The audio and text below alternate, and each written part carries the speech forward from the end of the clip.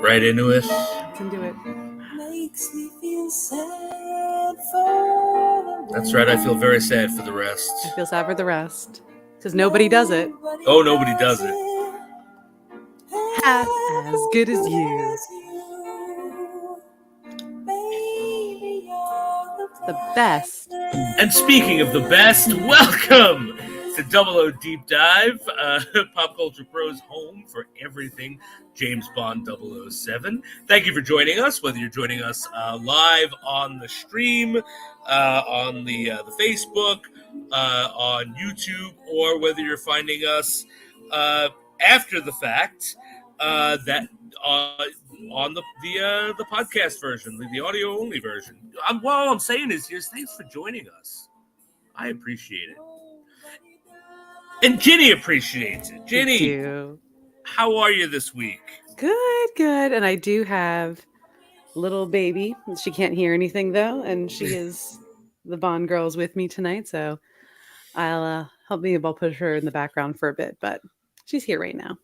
Awesome. Hi. I know you said she can't hear me, but it makes me feel better to make that voice while I wave at her. That's all I'm saying. It makes me feel better. It makes you feel better. You feel better. That's all it really is. Yeah. All that matters. Baby voices. But, just baby voices, It's funny because I don't know if you've noticed this, but because Ginny and I became parents literally within weeks of each other. I do that like baby cadence to my voice, but I don't modify my language. Cursing I do, but I'm always saying to Finn oh, buddy, who's got the beautiful countenance? That'll boost his vocabulary though. That's a good thing. That's what I'm hoping. Yeah, right, girl? Yeah. We're gonna have an exquisite time. We're gonna have the best time. We are gonna have a great time. I'm just sharing out the show here. I apologize. Usually Eddie does this for me, but Ed E-Branch has gone MIA. I know. He'll be back soon. Hopefully. Yeah, hopefully. He's got a lot of stuff going on. He's got work. Busy man. He's doing the Empire 161 show. Oh yeah, the best. Awesome. He's doing the Grannies. So, but we miss him. Long. We do miss him. And I particularly miss him because even though we're the same age, I'm terrible with technology because I'm old and he is not. Why? That's the way it is. But anyway, tonight we are here to talk about what I stand by this. I said it last week, and then I went, I don't know, maybe I was overpromising, but no. This is the best Roger Moore James Bond movie, and that's it. I'll accept nothing else. Now, listen, I haven't seen. I don't remember Moonraker at all, and I really don't remember A View to a Kill at all. We're getting my memory gets fuzzier because these first three are so strong in my head. This is the best. And here's the thing: you might like Moonraker, and you might like all the bad ones for the same reason you love Quantum of Solace. Not that I think Quantum of Solace is as bad as them at all, because you know that I'm with you. I'm an apologist for that movie. But I definitely think that it's along the same vein. They're whatever. I'm just saying they're the best of them is mediocre. That's what I'm saying. Word. Which is kind of how I feel about Quantum of Solace. It's mediocre, and of course, yeah. But I don't think you're gonna look at Moonraker or For Your Eyes Only or Octopussy and go, it's just like Quantum of Solace. I don't see that. That's why I don't see that happening because they're different leagues, really. Oh yeah, different worlds. But no, right. This was swell. This was what a great. And after those last two movies we did, watching this one was so almost surprising to me. Where I'm oh wow, look, that's much better. Or that's nicer. This character is very developed. Yeah, right. And that's the funny thing is, I wish that the rest of his run would have followed the trajectory he started, because we start with Live and Let Die. It's rough, but also the book is rough in certain places. That's content. And yeah, you just can't get around the racism, right? It's not as racist as you think for a book written by a white Englishman in the 50s, but you can't get around what's there. Then you get the one we had last week, which is a lot of fun, but they're still like learning the kinks. They're still figuring out like what they want to do with this incarnation of James Bond, and like they get here and they nail it. Like I think he is perfect in this movie as James Bond, and I think like I wish like it goes so wrong from here, and I wish this movie would have building on it. That even if they had missteps, they could have, but they didn't. They abandoned this to go like, hey, Star Wars is a thing. Let's go Moonraker. Was a bigger like object. That's crazy. I mean, and this is grounded. I made a little stupid note saying not as much racism, or like just a very minute sort of. It's not a major focus of the plot, and what you said killed me, because this is nothing like the book or the short story. They just took a title. It's a book, and I guys, I couldn't like my audience. Our audience. I'm sorry, I couldn't listen to it. It's first person in the point of view of the woman, but it's not Triple X, this awesome like badass from Russia. It's just some woman who meets and falls in love with James Bond, and it's like Ian Fleming does not write women well, and I can sit with him and listen to 10 minutes of him explaining to me in detail how crispy James Bond's bacon is, just because I'm a fan of James Bond. But this female character that I don't think is written well and I've never met before, and this is who the protagonist is, I couldn't get through it. That's crazy. That is crazy, because again, this is the best. This lady is fabulous, and the plot is kind of so perfectly James Bond. Yeah, honestly, when I think, if you asked me so far which of these movies is the exact ratio of the exact things I want in a James Bond movie, it's this movie. This is currently my favorite. Yeah, elements. I'm just like, I was making notes of like the villain's lair, his like scheme, henchman. It's all like fabulous. It's all there. And James, and like Bond, I like that and we'll explore this more when we get into the Bond, what we think of him as Bond. But I like that they let him still be kind of a dick Bond. Mm-hmm. But he's not like being a dick to women and children. He's not beating women and tossing children overboard like we saw last episode. Like his thing is like he gets information of a guy who's holding onto his tie, and he just like hits the tie and lets the guy go. Oh my God. I mean, I noted that. That was so awesome. And just like, yeah, he's like, but he's also, again, he has to get stuff done, but he does love the ladies, and the ladies are all beautiful. They're all gorgeous in this movie. They're all stunners. Oh yeah. So it's like, he's pushing it, but not like, no abuse, no. His one-liners, I like wrote a couple of one-liners that I was like, that was very attractive. That was very dashing and cool. And I was like, this is the Bond that I wanted. And thank you, Roger Moore. Like, his one-liners are on point in this installation. All right, but so let's get into the cold open, because then we can talk about the bigger picture. So I think this is a phenomenal cold open. Like, same. We're in a nuclear submarine, and there's the tension, and this movie is really good at building tension in ways that, like, I don't think we've seen in a James Bond movie so far. No.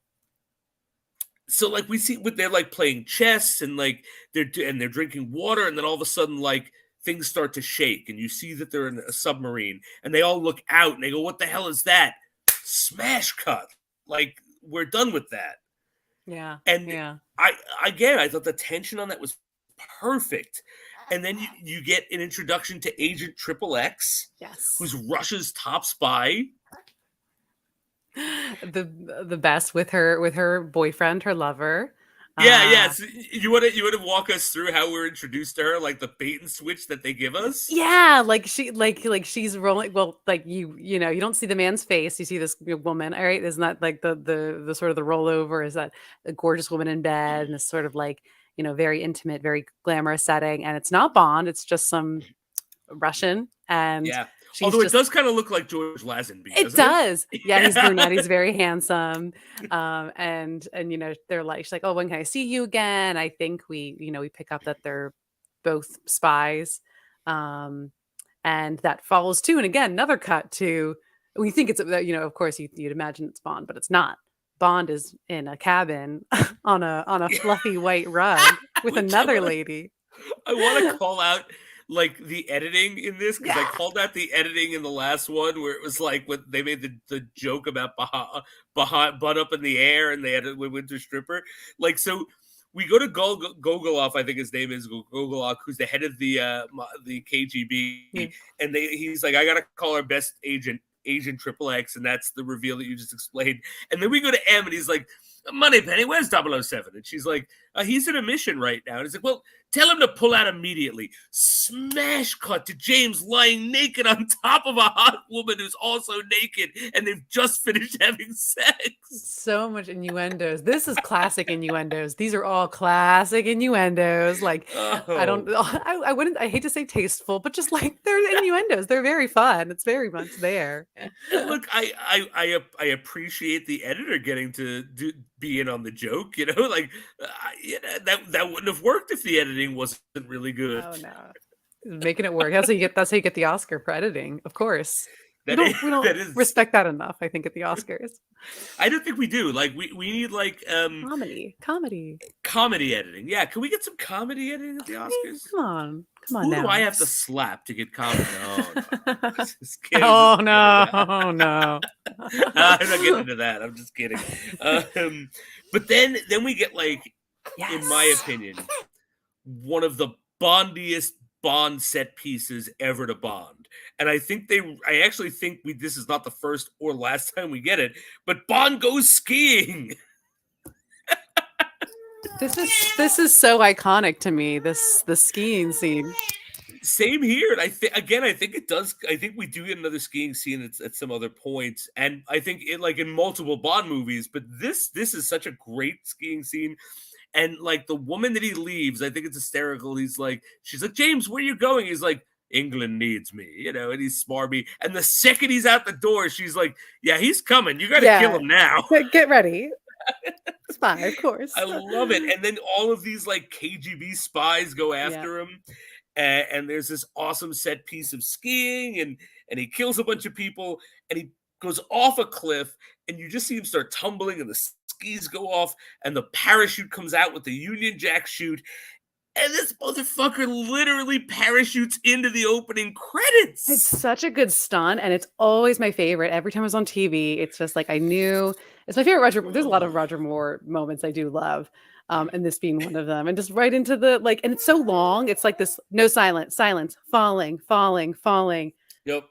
Union Jack into Carly Simon. It's so good. And then you just see like, because it bleeds in, the opening credits bleeds into this. You see like these women's like shadow hands come here and sort of like, almost like they're holding Bond up. Yeah. So I think it's cool. There's that bleed into it. But Ginny, I'll tell you, there are a lot of Roger Moore moments I like in his run. And 98% of them are in this movie. Like that's my problem with his run. Like, this is my second or third favorite James Bond movie of all time. This is it. But like, I hate his run. Well, that's fair. Again, this is like, I don't love him personally, but there was so much of him I've watched and that are kind of like, I think that's even better because it's just like, you know, or moments that I'm like, that's so tacky, but it's Bond. That is Bond to a T, or like, you know, in its own movie universe, you know. Roger Moore has his style, and this is it. You know, this is kind of, you got to ride with it. No, exactly. But I'll tell you something. I think this movie makes me dislike everyone after this because I kind of like Live and Let Die, and I really like The Man with the Golden Gun, as we discussed, as I know you did. But everything after this, I think I dislike them more because of how good this is. Because it's like, and it's not Roger Moore's fault at all. It's like, but like this could have been the tone of the rest of those movies. And I think this movie strikes a perfect balance of like goofy 60s spy stuff, even though it's not the 60s, with cool social commentary, right? We got to Yeah. all be together. Yeah. Um, and there's like an eco-friendly, like our Mm. villain's an eco-terrorist, pretty much. Yeah. Sure is. And but it's serious and comedic at the same time in such a great like sort of measure that I just angry that like we don't get anything else like this after this. No, I mean, again, no, I like cheese. I love cheese. Don't get me wrong. Like kind of, the nuttier, the better. And we have some of that in this movie. But it's all like perfectly. I think it's a perfectly balanced movie, Yes. right? Isn't it? Mhm. Especially for a 70s, Bond. But yeah, I think in watching this one again, I was like, there weren't moments that I was cringing at. I was genuinely enjoying it and just, and cheering and sort of, laughing and going like, yeah, or like, that was, it was awesome. Yeah, no, Tension filled, very tension filled too. I think it might be the most tense Bond movie. It's definitely the most tense Bond movie we've watched so far. Like in so many, in a few different ways, yeah. Yeah, and I think it also because they're really good at like there are multiple moments of tension, like when he's disarming the bomb at the end and he's like playing Operation with it. Yeah, we like to have no music too. Sometimes it's just silence. There's a lot of like no score playing, and then it's just like, okay, what's going to happen, and then right, exactly. And then there's the scene earlier on in Egypt, which I love all that stuff in Egypt, where Jaws, where Triple X gets the jump on him and she's got a gun on him and she's like, and no score again, get the microfilm and he takes it out, he throws it on the ground and she slowly goes down, never taking his eye. And the second she takes his eyes off him, he kicks the gun, and the tension of that was so perfect. Yeah, it's really nice. That's a great point. That's just like thinking about it now, but I was like, that again makes me focused. It's, because you're like, wait, what? No music. Okay. Like immediately grabs your attention and just respects us, and it lingers, and super cool. No, I loved it. All right, so we'll go through the credits real quick. I actually really like these credits, even though they're super simple. Yeah, it's very simple, but I like the gymnastics on the barrel of a gun. Yeah, me too. like a pommel horse. It's great. Like you get shadow hands, then you get two people on a trampoline, which you find out are Bond and Triple X. Yeah, and like they're literally going through their mission in shadow play, and every now and then, as you said, there's a gymnast on a barrel of a gun. Working hard. It looks fantastic. Looks great. Russian ladies, shadow ladies. Yeah, it's all there. Yeah. But yeah, so I actually, as simple as it is, I really, really dig the cold open, and I'm sorry, the credits. Yeah. And sounds like you do as well. I do, and I love the song. This is such an iconic song for me, and it's nothing's more 70s than Carly Simon, which I think is another little, like, I always do love a voice of the generation to be a Bond singer. That was super good. Yeah, it's such a good, cool song. It's so good. It's so good that I think I have to read some of it because it's time to figure out what the hell the song has to do with the movie. And I'm going on record as I love this song. So it does. I don't care if it does nothing to do with the movie. I just like to play this game, which I invented and never really worked, but I am a stubborn SOB. So, so all right. Nobody Does It Better by Carly Simon. It's not even called The Spy Who Loves Me. No. Nobody does it better. Makes me feel sad for the rest. Nobody does it half as good as you. Baby, you're the best. I wasn't looking, but somehow you found me. Tried to hide from your love light. But like heaven above me, the spy who loved me. There you go. Yeah, they said the name. They said the name. Is keeping all my secrets safe tonight. Like, now that line doesn't make sense. No, I mean, I don't know. I have nothing on this, Ginny. I have something. I have nothing. I think, well, maybe because I used to be, well, it's her. It was her singing about Bond because Bond's the man, right, in our series. But then I go, but is it about her lover or is it about Bond singing about her? Because she's a spy, right? They're all spies. Oh, I never thought about that. I wasn't sure if we That were having she pronouns was the thrown out. spy who loved Bond. Ew. Oh, What if? wow, Ginny, this is why I love playing. You know what? I take it back. This segment does work sometimes. Oh, but sometimes it all doesn't. all because of you, by the way. I don't. When we get to Moonraker, I'm gonna be stumped. Oh, it's nonsensical, all of Moonraker. But yeah, okay, that makes a lot of sense. Yeah, okay, maybe She's a he's sitting spy. to She's an her. equal. She is an equal. And she is. She absolutely is. So much an equal. Do you want to start talking about Bond, or do you want to start talking about the Bond girls on this one? I'll How do yeah. you want to start? Well, I mean, because there's a few ladies, but I think they're really just one, which I kind of it's so different. It's very very Vesper and Yeah. our Daniel Craig Bond, where they're equals. She doesn't like him, and she would, and the best part is, I mean, well, her lover from the beginning was one of the spies in the skiing montage, and Bond murdered him, because he was getting like attacked, and that's what you do in defense. And she, is told, we knew you were close with this guy. Sorry, but he's dead. And she's like, okay, I'm gonna find, whoever did this. I'm gonna, like, when I'm finished my mission, kill him. And of course, she discovers, unfortunately, that Bond was the one that did it. And there's that new tension. So it's like, after, oh, I don't really like you as a, kind of a nemesis. We're both looking for the same thing here. And then it's we love each other. We sleep together. And then it's one drop of word you were where in where the mountain's called. And I'm sorry, what happened? And then she realizes, oh, you murdered my lover. And it's that tension of like, and then they don't fight. They don't like punch each other. She doesn't slap him. It's just I'm going to kill you after this mission is over. I need you to know that. It's amazing. Which I think is so perfect, because that really shows that she is Bond's equal, right? Because usually in movies like this, movies like James Bond, right, that we always say that maybe there's a little misogyny in it. I actually don't think there's any misogyny in this movie, and maybe I'm just grown blind to it because we've watched so many of these Bond movies. But I actually think for a 70s movie, like, if you qualify it, like, if this came out today, I'd have more to say.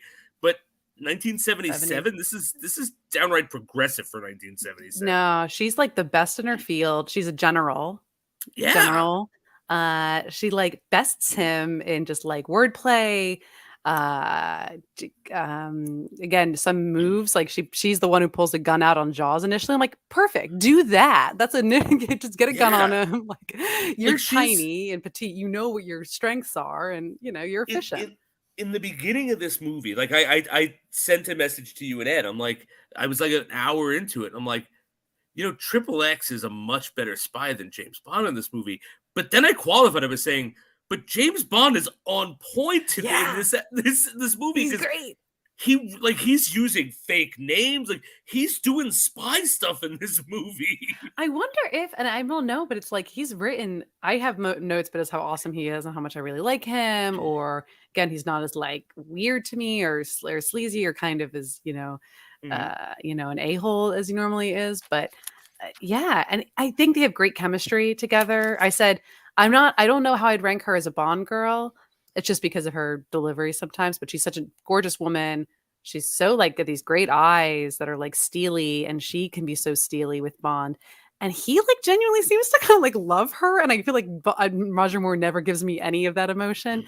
And there's, he wants to save her in the end. Like, it's sincere. It's very sincere. And that's like bringing out the best in Bond. Oh, absolutely. And they actually do something that I've started to notice this franchise does, and we'll see if my theory holds up. Whenever they want you to see Bond humanized through a female lens, is they talk about his wife. Yeah, that's right? it. That's it. The Daniel Craig stuff, you talked about Vespa, and that's how you did it, right?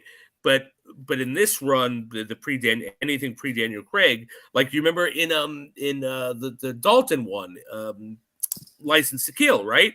Yeah. Like, oh, you remember his wife, right? That makes us know, okay, no, at a wedding, right? And that makes us go, no. James Bond is a terribly misogynistic womanizer, but if he thinks of his wife, he can really love a woman. Yeah, yeah. Or, he's hiding something there. Yeah. Yeah. And I think that like that's kind of why they bring it up in this conversation between them two. And actually that scene is one of my favorite scenes in the movie, if not my favorite scene, where they first meet and they both know who each other are, Yeah. and they're having that like spy pissing contest, and he orders her signature drink and she orders his signature drink. Yeah. And then she proceeds to go, and everything else I know about you, Commander Bond. Super awesome. Which is, it's a perfect moment for her.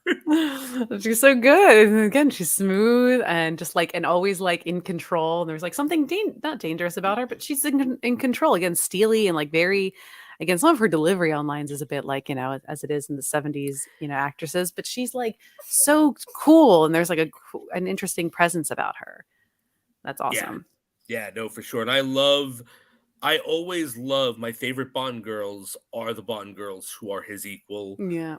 And the fact that like she's the Russian version of him and she gets the goods on him. Like they're both sent after this microfilm, which has to do with the villain's plot, which we'll get into. And she gets it. And the reason she gets it, and I was watching it, every time I watch these Roger Moore James Bond movies, I go, and even the Connery ones, like the early ones, I'm always like, okay, yeah, you're hot, but like that doesn't mean any woman in the world anywhere would just drop panties and fuck you. It's like that's not how the world. This isn't the pornoverse. This is the universe. Yeah. This is the real world. But when they're like after they escape Jaws and she has, he's actually taken the microfilm from her and like he's flirting with her and she's kissing him, and I'm starting to be like, oh, come on. And then she like gets her cigarettes and drugs him, and next thing you know, he wakes him. And I was like, holy shit, she knows him so well. She knew exactly how to play him. Women are his weakness. Because she does kind of is like, okay, and like kiss. But just like that she's like, all right, this is like, let's go. Status quo, I'm a Russian. Like, what do you think I don't do? And I love that it brings out his best lines later, like when she blows smoke in his face and he's like, I believe like our Russian agent XXX, and Bond's like, yeah, I know what cigarette she smokes, and she blew in his face, which is great. Oh yeah, no, and you're right, their chemistry is fantastic. I think this is some of the best chemistry we've seen between a Bond and a Bond girl. Yeah, Roger Moore, good job. Yeah, so let's get into Roger Moore. Like, I really liked him as Bond in this movie. Yeah, me too. Gosh, all the stuff at the end is like his combat is good too. I do, his fighting is, and what you just mentioned on the roof, he's got the henchman on the roof who's grabbed him by his tie and is like, I'm gonna fall, and Bond just uphands the tie after getting the information. He goes, where's whoever he's looking for? And he's like, at the pyramids, and Bond goes, and he just kills the guy. He murders a man and then says the quip after he murdered a man. Bond, a lot of murder, Bond. Yeah, no, this is like, I think this was them. I honestly believe this movie, not Roger Moore's whole run, but this movie was them trying to maybe get a bit more grounded and realistic and darker with Bond. There's blood. There's a lot of blood. There's a lot of murder. I think this is the most sex we've seen Bond have. Like they're amping this stuff up, and I wonder if maybe it wasn't that big of a box office hit, and so that's why they went, no, let's go the opposite direction and make a cartoon next. Crank it up. Yeah, that's crazy. God, what is Although his combat, I did say he was great combat, but there's a number of times where he like literally kicks butt, and he like will 2 feet kick the guy's butt. It happens like 3 different times in the movie. And I'm like, stop kicking people in the butt, like just in the butt. You could give a punch. We could do a stomach punch, I'm sure, and a lot of butt kicking. Give us something. Bond. It's his go-to move.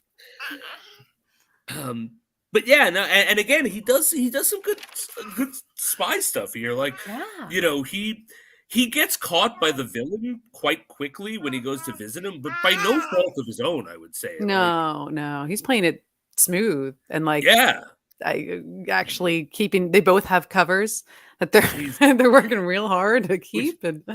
He's a marine biologist, and she's his wife / assistant. But he knows. He says, "Oh, sexism. How can I use this to?" yeah, but that's the thing is I also think that was the point of that scene. Yeah, because he looks at her knowingly, and she's like, "Come on yeah, now." and He's she's like, got you just want to see like she's like I could kill you. You I know. And he's like, "We're in the real world. Don't say anything." Sexism is running rampant. You know that. I know that. And then he is like one of the best worst lines of the movie where someone says, Mr. whatever I forget what is the alias Mr. is. Marine biologist. Yeah, and he goes, he's a pretending to be a marine biologist. And he goes, well, marine biologist is never on vacation when the ocean's around. Best worst Very line charming. ever. And then but I think you're right. He's super charming. I like the fact that he's a bit darker. This movie makes me see that he could have been and was in this brief shining moment a phenomenal James Bond. Yeah, I have moments where he's very chivalrous too, like very Pierce Brosnan-esque, where just he's just so concerned with her and like, when she tells him I'm gonna murder you, or like he figures out I murdered her lover, he gets like kind of not cold about it, but it's all very serious, and it's just like he just has to really think about it, and is like maybe he's covering, he's just like damn, or just and then he's like, okay, I have to accept this, that I might get murdered. And his like monologue that he gives when she's like, because she asks him after they sleep together, and he says like, he was at this place that she knew her lover was killed, and she says, shows him a picture, says, do you recognize this person? And he's like, no. And she's like, well, this is who it was. He was at the place you just said you were. He's dead now. And Bond gives and Roger Moore, his acting is really on point here. I never watched The Saint. I can only imagine this is kind of that level, maybe, or what, I don't know, before he got cheesy or before I don't get bored with Bond, but yeah. And I was like, I've just never seen this before. Now I'm paying attention a little bit more. So it's coming through. Yeah, no, absolutely. And you're right. Like, cause I've seen like a couple episodes of The Saint, but this is definitely like his acting chops from The Saint coming through. And it's just so good because he's like, I don't know. I'm sorry. When you're skiing down a mountain and people are shooting at you, you don't stop and remember names. Yeah. Did I kill your lover? Yeah, I did. Because that's the business we're in. We're both in that, that. Yeah. And so that's a equal, it's really good. And I'm sure we'll never get that dynamic again. It's just a good, solid, dynamic for him. No, absolutely. And again, it's him treating a woman like an equal. He's not condescending her. No. And that's what makes it so good. Yeah. It's like, he's like, no. You don't act like that. We're the same. You know how this shakes out. Mm-hmm. There's no condescension in that monologue. It's very mature, and he's not a mature Bond, really. No, he's not. And maybe that's the movies, that's the writing, but yeah, and again, it's like I think that's so interesting because I'm like, oh, you can be. You're an adult. You're a grown, and you're the older Bonds. You're one of the older Bonds. Why are you the immature one? That's crazy. Now I'm just thinking about that more. Yeah, but I think this is top notch James Bond like personification. All right, well, you want to do the henchman or the villain? Ooh, let's do the villain because he's. You know what I thought? I always thought he was an unremarkable villain when I would first watch. He's German. He's a millionaire or a billionaire. What is he? Making all the money. He's a recluse. He doesn't go out. Doesn't shake hands. COVID friendly. Yeah, way before COVID. Before COVID. And what's he want to do? He wants to Noah's Ark the whole world. That's it. That's this man's plan. He's literally using a large boat to eat up nuclear submarines. This links back to the beginning. And he did it to Russia and the United Kingdom. And that's because this is a British movie. If it were an American movie, it would be the United States. But and his whole plan is he's going to make them fire nukes on each other to start World War III, so everyone could wipe each other out with nuclear, destruction, and him and his chosen few are just going to live in his like base under the sea. which is pretty cool. That's when you Very first cool. discover, and he's like, the windows are closed and it's gorgeous, a gorgeous set. I love this, the sets, the scenery, the locations in this movie, and the windows come up and you realize he's underwater, and then it's Yep. a huge, his whole spider. What do you call it? Like base? His base is like Yeah, looks like a well, weird they call- spider thing. It looks like they call it Atlantis. Atlantis, For of obvious course. reasons. But yeah, it looks like an underwater spider dome. It's crazy. Spider Dome. That's it. I was like, I would live. Not a bad place to live. Look, I vacation there, you know. And like his like one of the first things he says, Stromberg, when he meets James Bond, is like, and this foreshadows what we're in for next week, because next week is just Moonraker is just this cheesy this in space. Cheesy the plot.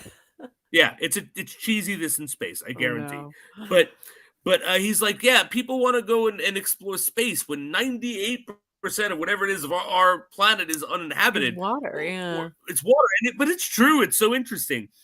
And I'll be honest with you, Jenny. I forget this who this guy is. I always just think of Drax, who's Moonraker, because it's a more ostentatious villain. But Stromberg, for all of his like forgettableness and all of that, is one of the strongest Bond villains in my opinion, based on one thing and one thing alone. And what is that? He is the first, I believe, zealot Bond villain. He's not in it for money. Bond, and this is such a great exchange, because Bond says to him, like he lays out the plan, and Bond goes, "All right, then how much is it going to cost for you not to do this?" And he goes, I'm sorry, I'm not interested in, I've written it down. I'm not interested in extortion. I plan on changing the face of history. Yeah, it's insanity. That's just like pure insanity. Yeah, like this isn't like your Blofeld, because Blofeld's a criminal who wants money. Like this isn't your your KGB who's looking to further the Cold War. This is a fucking down to earth megalomaniac. I and only I can destroy the world and rebuild it in my own image. And my God, that's so cool. Yeah. It's chaos, he's like, he's like, I can create, we have a world under the sea, we have like dangers, we've got beauty, it's nothing, unlike our own, land dwellers. That's a great point. Quite a great point. Because he's pretty, but he's also very plays it super. A lot of our villains are very chill. They're not, screaming into the dust. This guy is like very calm and collected, and he's super chill. And I think cool. the first scene we see, one of the first scenes we see him in, that really, really shows what this guy is about, how chill he is and how chilling he is when we first see him. He's got these scientists come to see him, and he's like, "All right, gentlemen, thank you. You've built my device to whatever it is to hunt these, to find these nuclear subs, pretty much. And I've put the $10 million into both your bank accounts." And he goes, "But someone has betrayed me." And he looks at his girlfriend who's eating with him, and he goes, "Maybe you should leave us be." And she goes into the elevator, and he just presses a button and ejects her into the ocean, where she is eaten by sharks. Yes, yeah, because we were against sharks, and I was like, "Yeah!" I guess but then, don't the scientists go? They're like, "Oh snap! Okay, just murdered. Let's be super careful getting to the elevator, because that's where she went." And they're like, "You want to go first?" And they're like, "All right, it's safe." And they get in the elevator, and do they get blown up? Yes, because he got out. He lets them go, and they're going in their helicopter, and he blows the helicopter up, and he tells his his secretary, tell their family, cancel the transaction and tell their family they died in a terrible helicopter accident. Yeah, it's insane. I was like, this is how you're messing with you don't care. Yeah, there's no loyalty. There's no respect. No, it's just megalomania. That's it. This is like if you've read, anyone who's read Watchmen, this is Ozymandias. Ozymandias. Because much like Ozymandias, this guy thinks he's doing the world a favor. The scariest thing. Exactly. But yeah, I actually love Stromberg. He's not in it a lot, and he doesn't have a super presence. like outside. Well, no, but he does have a suit. That's it. He's not in it a lot, so it doesn't feel like he has a presence. But the scenes he's in, he does have a presence, and I think that his this form of villain. I think it's the first time we got this form of villain, if I'm not mistaken, and I'm just here for it. I really appreciated it. And then that leads us to our henchmen. So I think this might be the first or second most famous henchman in the James Bond franchise, right? So a Knick-Knack, of course, is my personal favorite so far from last week, but I think Jaws is definitely more famous than Knick-Knack. Yeah, Jaws is it. This is but I mean, and did you cheer when he came on screen? Because I got very excited. I got very excited, and I forgot how menacing this character is in this movie. Yeah, he's huge. Like, oh God, how tall is he? So tall. He's like 7 or 8 foot. He's a monster. Like, and I mean that with all due respect to Mr. Keel. I mean, he's a wonderful actor, but I mean the character is a monster. Yeah. Beast. Yeah, he's great, and it just like, and so many moments when he goes to bite Anya, is he going for the jugular, like almost like a vampire? It looks like that. It's like this great close up on the teeth, and like you know what he's going for, and like it was very alarming. And he does the same thing to Bond, like very shortly after. Yeah.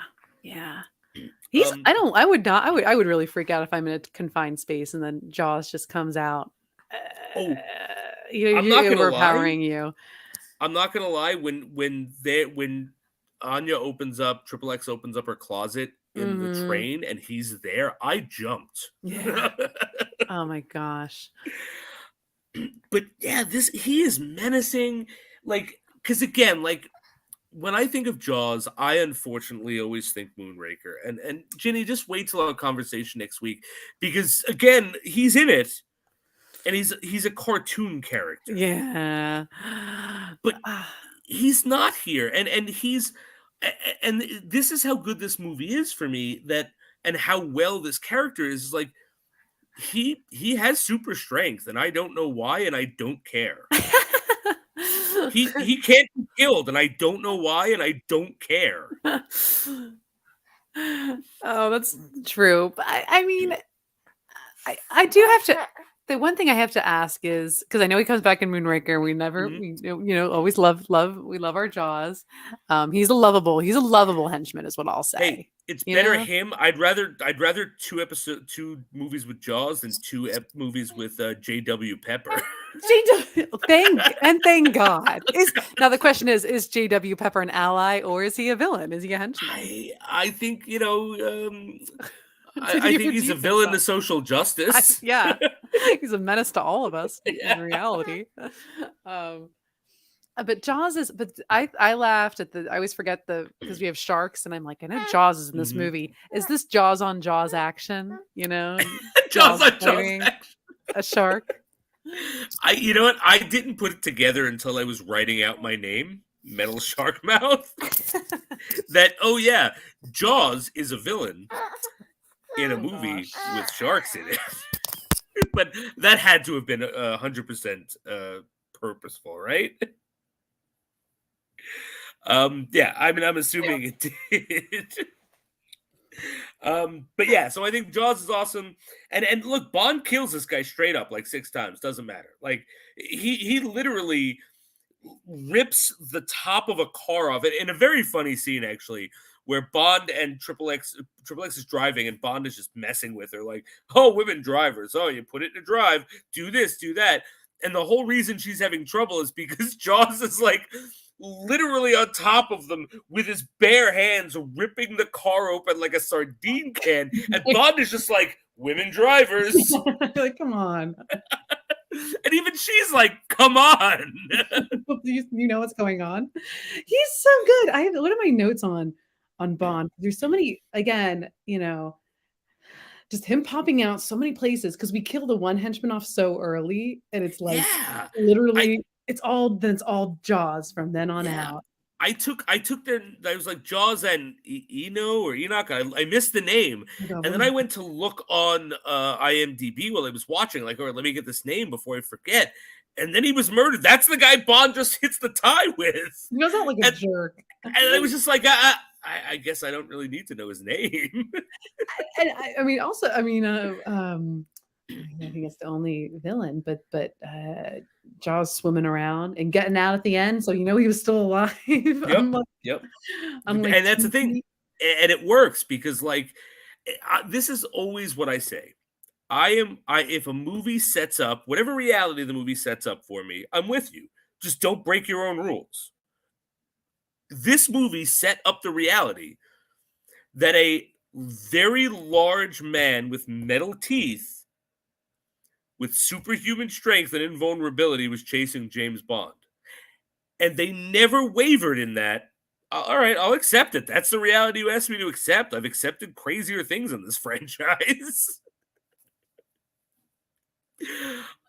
Just gotta keep it consistent. Just keep it consistent. That's it. And they did. Bond literally puts an electric shock on the guy's mouth and throws him out a window, the window of a moving train, which has killed such people as Tee in the past. No. And what I love about it is it's not like they don't play it for like cheap, like, is he alive, isn't he? Like every time Jaws should be dead, he literally stands up and goes, yeah, and just walks away. Get out of there. Oh man. But yeah, I love this henchman. I think he's as iconic.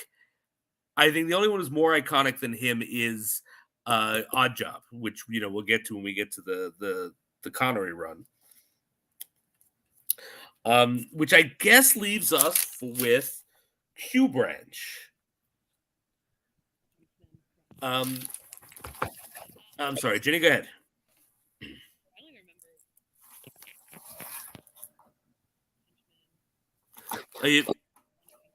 We're having a bit of, I can't hear you, Jenny.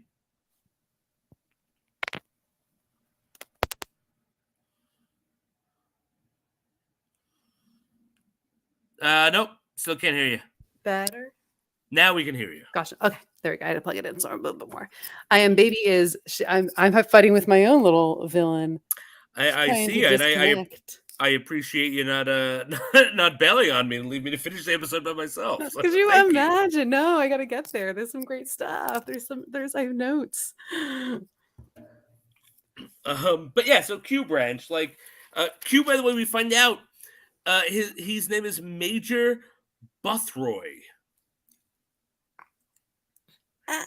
Triple X calls him that. What? When he shows up, 007 goes Q and she goes Major Buthroy. The hell? No. So yeah, Q has a name, guys. This is canon? This is normal? This is Q's not a character in the book, so right. Yeah. I never said that before. Wow, so we can just do whatever we want with Q, can't we? Yeah, give him his own canon backstory. Oh my gosh. And there's some fun Q, and this is what I mean about like the well-balanced tone, because this movie knows where to be funny and where to be serious. You can be funny in Q Branch. Yeah. What did they say? There was something like, again, Q just hates Bond, and I think Bond made a comment, and Q's like, "Yeah, frequently," and it was like snappy, super snappy. I love that because that's my favorite Q line is, "Now pay attention, 007," which he pulls on him, and Roger Moore 007 goes, "Have I ever let you down before?" And he goes, "Frequently." So sassy. I love it. And so like the Q Branch stuff they're working on, there's the tea saucer decapitator. Yeah. Gotta bring him in. The spring seat. The gun hookah. Yeah. Oh, yeah. And no, I don't think Bond uses any gadgets during his mission, but we get them in the Q Branch. But that's, and I don't remember the other, and I'm like thinking of later Roger Moore movies. I'm sure he uses them this time. Again, we're kind of grounded.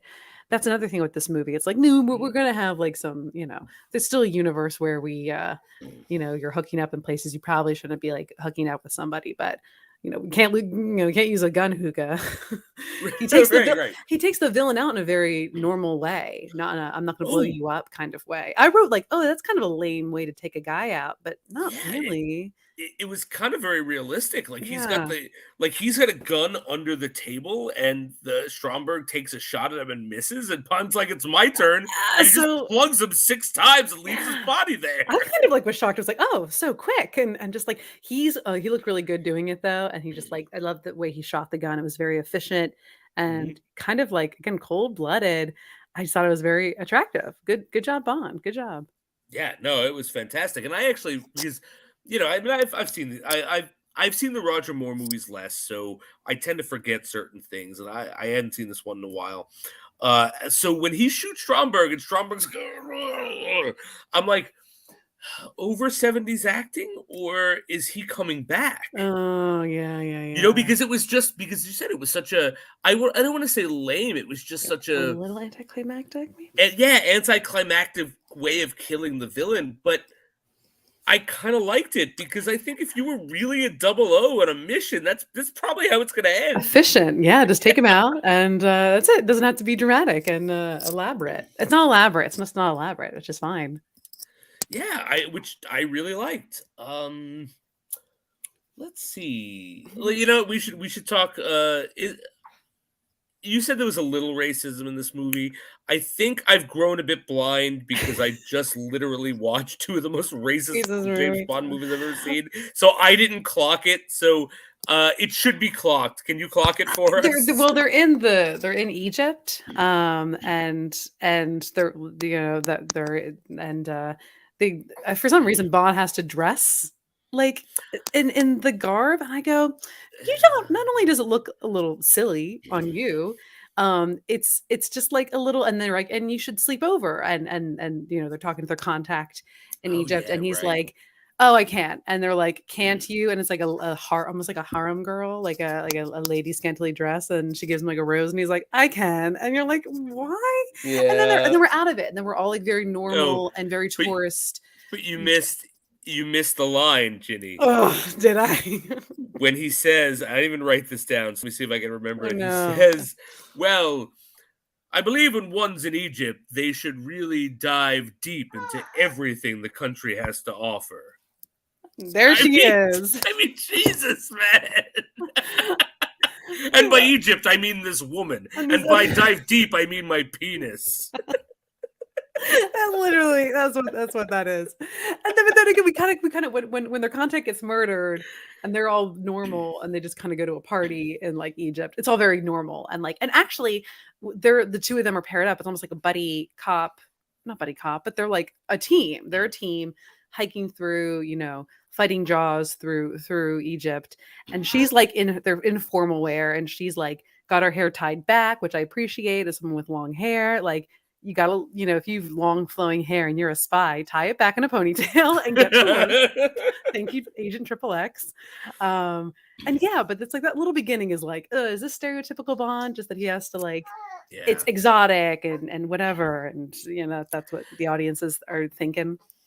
I actually thought it was kind of fun, and I hope this isn't racist, but I thought it was kind of fun that he went to Cambridge with the guy who was in charge of the tribe that he went to go see, like in Egypt. Like, I don't know, like he was in charge of people. I don't know what his role was, but I kind of liked that he was like, oh, James, like that he was kind of messing with. It was like, oh, James Bond, I haven't seen this since Cambridge. Oh, like, yeah. I kind of like that. We should have more of that, I think. And I think later, I don't even know if later Bond movies do that, like even to Pierce Brosnan's time period. Who knows? I don't think so. I think the closest we get to something like that, which it's not close at all, is The Living Daylights, where Timothy Dalton's like, hey, hanging out with the Mujahideen. Oh God! But they don't go back to college. He just saved his life. No, none of that. Yeah, but I really did like that. I did like that relationship. I kind of wish there was a bit more of. Yeah. Oh yeah, they had to take him out. Oh, I forgot to mention that James Bond's car becomes a submarine. Yes, what I just wrote because I guess Triple X is unprepared for it, but I said this is what it means to be a 70s James Bond movie in my mind is disco music playing while divers shoot at you from your underwater car. Oh yeah. It's pretty spot on. Oh yeah. I like. Oh God. On one hand, I want to say that I find it the movie the music they chose a lot of it dates the movie, but on the other hand I want to go, what James Bond movie isn't dated? Like It has to be of its era. That's kind Right. of that's the gem, is the personality of it. And then I also wrote after that underwater car scene, blood, murder, because he shoots yes one of the divers and just blood in the water. yes. And when he gets out, like, I don't remember if it's right around here or maybe it's after they get their they get picked up by Stromberg, but with blood he kills two guys with one harpoon. Yeah. That, like, he literally takes a harpoon, shoots him, and that thing goes through both of them, and they just fall. Efficient. Oh God! Like, he's like, again, he's really like on his James Bond game in this movie. Oh God. So cold-blooded. A little cold-blooded. That's what Oh, I love it. And then the end, I love when, like, he's safe because Yeah. Stromberg pretty much went like, all right, I'm going to take the hot Russian woman and leave the rest of y'all old white guys to die. To die. Yeah, it was, You that's know? normal. That's a villain would do that. Look, if I were a villain and out of all of my enemies, there was one very attractive woman and a whole bunch of old, unattractive white guys. Mm-hmm. Call me sexist, call me old-fashioned, I'm taking the woman. I'm not, That's just not your type. That's it. And look, I'm not going to sexually assault this woman, nothing like that. I might want some company to watch the end of the world. Exactly. Well, the end of the world is, and you got your, look at this pic, the world is ending. The world's ending. You're ending the world. So I'm not saying if I'm the last man in the world, you have to sleep with me. You can hold clear to never doing that. But, we could watch the end together. I don't think there's anything rapey about that. Oh no, gets in a really banging. I think a lot of girls agree now with fashion what it is. It's a great outfit, like red pants, red almost like bikini bra top outfit, like a one piece thingy. And but of course it's that's for his pleasure. But it looks great on her. She looks great. It does, and I do by the way love in the Roger Moore era. If you are a Bond girl who gets abducted by the bad guy, they're going to force you at gunpoint to wear a bikini. For some reason. Again, Christopher Lee had a good point, but then I go, well, why wasn't Bond in a bathing suit? Right. They needed to strip you of your weapons. And look, there are a couple things in Christopher Lee's camp that aren't in Stromberg's. Like, so one, he's Christopher Lee and Stromberg isn't. Exactly. Two, he had a beach. He owned an island. Amusement park, maybe. Like, yeah, Stromberg, like, you're underwater. Do you need to wear a bikini in your underwater water dome? Like cat mansion. It's weird. Like, I don't know. I mean, I've been on cruises, and if I'm not going out into the sun, if I'm just like, if it's a rainy, crappy day and I'm just staying inside on the boat, I'm not going to get all like in my beach attire. That's it's the 70s, and he's like, we're aquatic themed, so dress appropriately. Bikinis for everyone. But so Bond has to go to Atlantis to save Triple X because they fixed it, right? Like, that's it. I mean, I don't even care how what they do. Like, there is a thing where Bond does some actually kind of cool code breaking stuff. Again, he's a good spy. Yeah, I love that. He looks great. He's so dashing. I just have so much dashing notes. He's suave. Oh, he's so good. And like, you see him with the code breaking book, and he gets the two nuclear submarines to target each other and destroy each other. That way, the army can come in and destroy Stromberg's underwater spider dome. Yeah. But I love the help, the assistance, just with having them. They really help. No, they absolutely they're his crew, man. They're ride or die with him. You know what I did love too, also when she's getting taken away from him, because I'm in like love with this relationship. He does a callback to when they first kind of meet, where she's like goodbye, and he's like, "Well, let's say au revoir. Just I think we'll see Yes. each other again." And she's like, "Okay," walks away. And then this last time, he's like, "Say goodbye, Mr. Bond," and he's like, "I'll say like au revoir." And you're like, "Oh," because he's like, "We're gonna see. I'm gonna like we'll see you again." Yeah, Same and it's ironic that this movie is really, as far as I have seen so far, it doesn't really take much from the book, because this is the closest to the book that, like, the James Bond that I've seen. Because I've said, like, James Bond's thing about his weakness for women in the book is not that he just likes to get tail. Like, he falls in love with women very Yeah, easily, and that's a problem for him. Oh, that's so romantic though, man. Like, and this Roger Moore, I get that. I just, again, the content, him being condescending, it's too much. It's like always there. And like this, I think that it's fair to say, like, he's more into her than she's into him. Definitely, she's in control. Yeah, no, Yeah. even at the end, that. Well, I mean, describe that end. Once. Yeah, no, the end. So they escape because he saves her, and they get like, this is such an iconic like ending to a James Bond Sure movie, where is. they're in like this underwater, like, I don't know, sex Pod? pleasure palace pod. I don't know. Yeah, it's underwater sex pod, like, because it's got a weird like sex couch on it with champagne. And it's all and, custom. Like, yeah, it's Cushions, so nice bizarre. cushions. You And see of the course, sun. like, he grabs the champagne, she grabs a gun. She's like, the mission's over. Yeah, he's like, let's get down to business, and she's like, no, I told you I was gonna kill you. Remember? Yeah. Which I was like, oh shit. And he gets scared. He's like, Yes. all right. And then he's like, can a condemned man get a last request? It's like, sure. And then like he says, like, whatever, like, he wants to have sex. They want to get it on. Yeah. And then like the cork pops, and he thinks that she shot him, and she just kind of laughs at him. His face was like, I don't know what to do here. And again, I thought he was going to say, "Can I get like one request?" And I said it. I was like, "Don't kill me." Yeah. But then he goes, I could have let you die on the underwater spider. right. I did risk my life to save you. "It saved you, right?" So even Like, look, how about this? I saved your life. You don't kill me. We don't have to have sex. That's yes.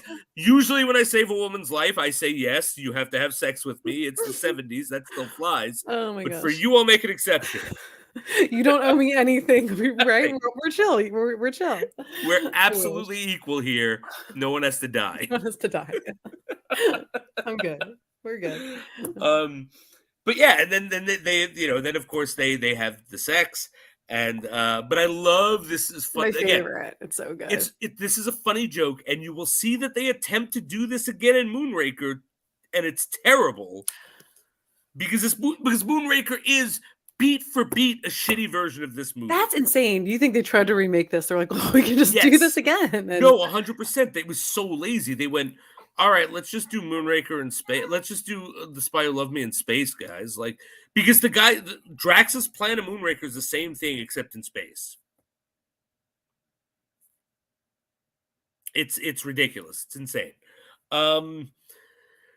So yeah, so that is that's how it ends. But the joke is Bond goes, all right, well, no one's ever gonna know, because I think Triple X. Yeah, go ahead. No, please. Oh, please. no, he just goes, she's like, but what will they say, when because, we're not supposed to be getting together. And he's like, well, they'll never know. And then they kiss.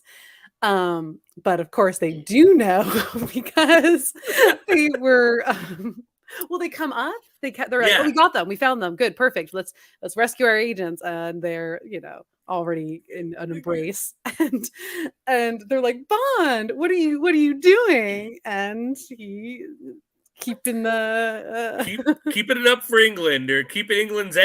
end up? Gosh, I don't remember. Oh, British. Maybe it's British. I didn't write it down. And then go into what I have listed as the vaudeville chorus line version of the main song. How would you describe that reprise? Yeah, it's kind of ridiculous. But I think tonally completely fits with that end.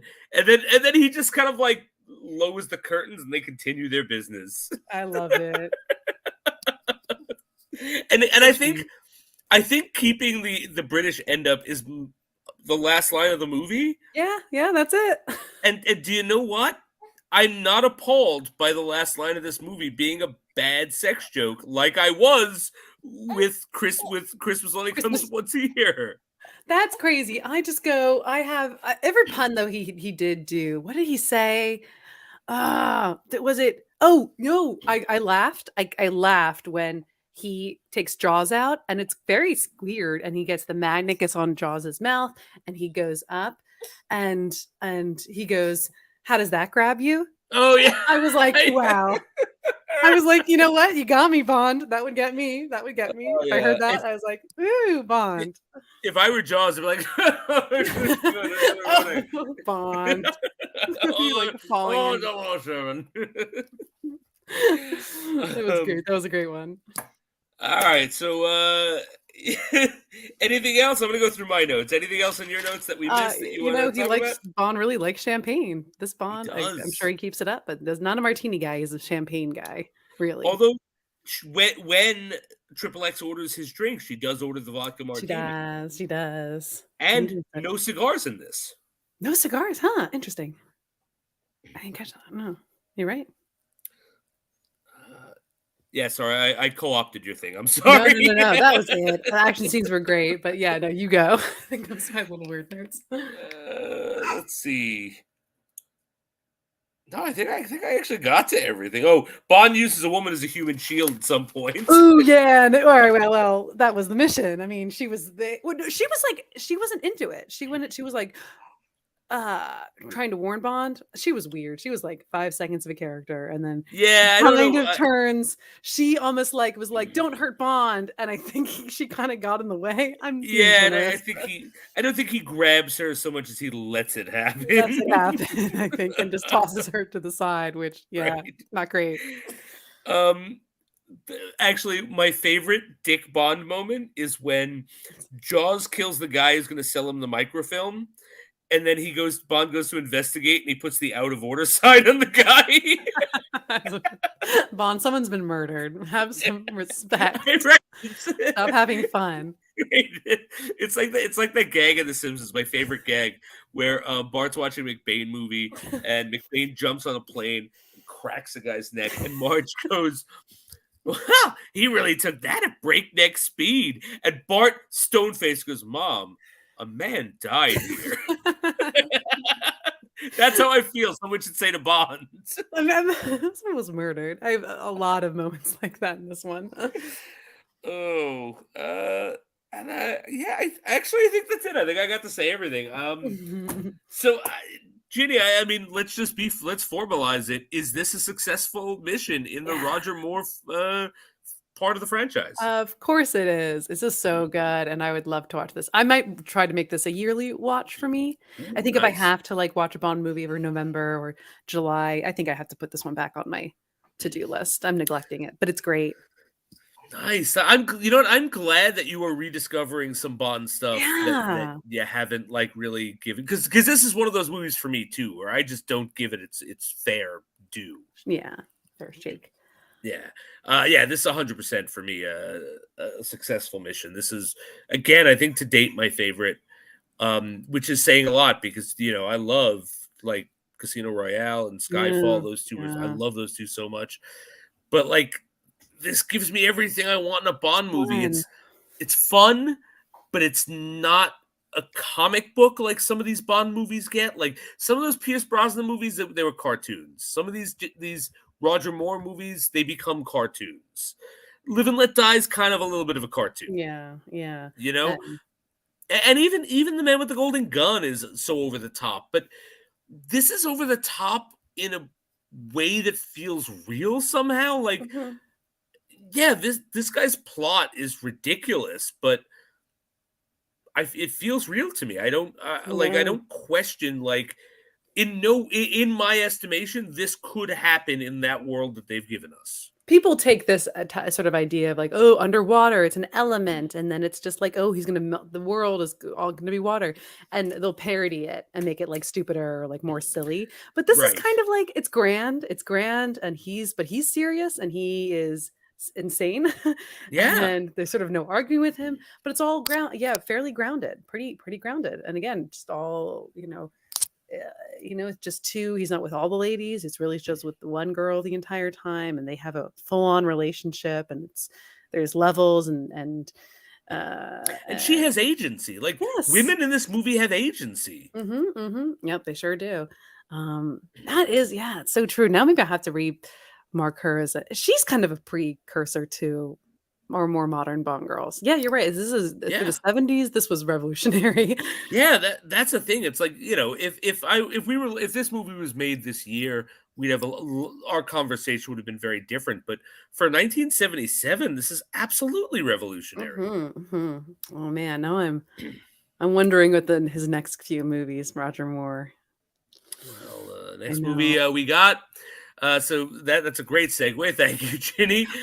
So join us next week when we cover the next movie in the Roger Moore version of the franchise, Moonraker. Your favorite? Yeah, my favorite. Oh boy, it's kind of like someone gave me a really nice gift and then kicked me in the testicles. Because I got The Spy Who Loved Me, which is one of my all-time favorite Bond movies. And then as a follow-up, I got like the twisted, cheesy garbage version called Moonraker. And that was like someone kicking me in the testicles. Wow. None of these movies make sense in terms of how they came out. Like this should be first. This should be like a number one out, like a great way to go into his run. And then we kind of do like a Live and Let Die, which is something different and American, and then like the last one should be Moonraker as like a jump the shark kind of move for his series. Yeah, but none of this makes sense to me. No, it doesn't. And here's the thing, though, we didn't have to have Moonraker jump the shark. Again, Moonraker is to date the best of the James Bond books that I have experienced. Oh yeah, the book. It was amazing. It was so gripping and intense. And none of that is in the movie. None of it. There's nothing in that except for the name Drax and the name Moonraker and the name James Bond. Nothing else is in they share anything in common. Man, I'm so excited. But you know what? Ginny might have a different take. As we know, Ginny loves the more weird, eccentric movies. I'm hoping to get a Moonraker apologist on next week. So we can discuss, and hopefully Ed will be back. I'm actually, you know what? Ed has missed 3 Roger Moore movies, so as we were discussing offline, it's harsh, but maybe fair that he would come back to Moonraker. Punishment, maybe one might say. One might say. I mean, look, I'm trying to figure out if one can call out to their own show and still have it go on, because I don't want to watch this movie again. But you're running this. No. But this is all my plan. I can't get out of it. If you suffer, I suffer. So yeah, join us next week. Same time, same place. 8:30, 00 Deep Dive for Moonraker. But let's say you don't like 007, or you like other things more than 007. Let's say you like comic book stuff. Well, then you're in the right place, because you could join us every Wednesday at 8:30 for Granny's Peach Tea. I co-host it with our usual E-Branch co-host for this show, Ed Camus, where we cover everything that is comic book related. I even have a thing for it. Wow, wait, where is it? There it is. This week we are covering Dick Tracy, which I'm excited about, because I actually pushed to cover that, because that's a movie that I did not like as a kid, but I have grown to really like as an adult. Ooh, okay. Because it's a movie that just, I don't know how it exists, and it never could exist again, and it just needs to be appreciated for what it is. My cousin had a Dick Tracy sleeping bag growing up. Really? That was such a boy movie, yeah, for like my brothers and my cousins. Man, I had almost all between my friend, my best friend as a kid, and myself. We had all of the Dick Tracy action figures except for one, and that one is my holy grail action figure, and it cost $2,000 or $3,000 because it was never put out in the United States. What? Oh, why? Yeah. Well, you know what? I'll explain that on Greatest PhD. All right, there you go. Because I will definitely be talking about that. But let's say that maybe Peach Tea isn't your thing, but you like shooting, or you like Sith, or you like Star Wars. Then join us for Shooting the Sith with friend of the show Tim Tabala, who covers everything Star Wars. You can join us for Just Too Sweet. Speaking of Tim, which is wrestling. We got the Jada and Kyle show, which they cover newer movies. They do more of like a more review, a highbrow review. Not what we do here. We just kind of gush. Then you got Put It in the Books, which is the Boss Man show covering everything Mets. We're back for baseball season. Speaking of baseball season, for Ed. Also, the reason he can't join this show a lot is because his other show is back, Empire 161, which he does with Lisa, where they cover Yankees baseball. So whether you like Mets baseball or Yankees baseball, we have it all here on Pop Culture Pros. Also, if you like fighting, we got the Old Dirty Fight Pod coming out with Rick, where he's going to be covering MFA and all sorts of bare knuckle boxing and fun, violent stuff like that. And speaking of violence, who's more violent than Disney? Walt Disney joins. Sometimes I just make these things up because I don't have a connection. It's Disney. It's Disney. But you can join the Pop Culture Pros newest show, Skyline Reviews, where they talk everything Disney, talking parks, talking movies, talking shows, everything Disney. So if you're a big Disney fan, you got to catch it. But maybe you don't like any of that. Maybe you're more eclectic. Maybe you want something a bit more serious, a bit more grounded, a bit more anything can happen. And in that case, you have to join the A to Z show with Tim and Eric, where they cover everything from aquarium to zoo. That was easy. That was an easy one for you. It was. I mean, look, so they're not all big. I mean, look, they can't all be Antonio Banderas to Zorro. I mean, that's or great. Amnesia to Zoophasia, which are former ones I've used. Oh, no. Sometimes you have to go simple to pad I do this every week. I do this twice a week. I think I take that for granted, and I apologize, and I'm sorry. I just thought that one was kind of easy and obvious. No, you're right. But you're right, though. You're right. But there were easier ones there. But you know what? I'll try to up my game. I'll try to work on it more for next week. So thank you, everyone, for joining us. Ginny, always a pleasure. Always a pleasure. Thank you so much, and apologies for this one. No, she's asleep. No, it's okay. Good night. Good night. All right. Thank you very much. Have a good night, everyone. See you next week. Guys. See ya. It is invincible.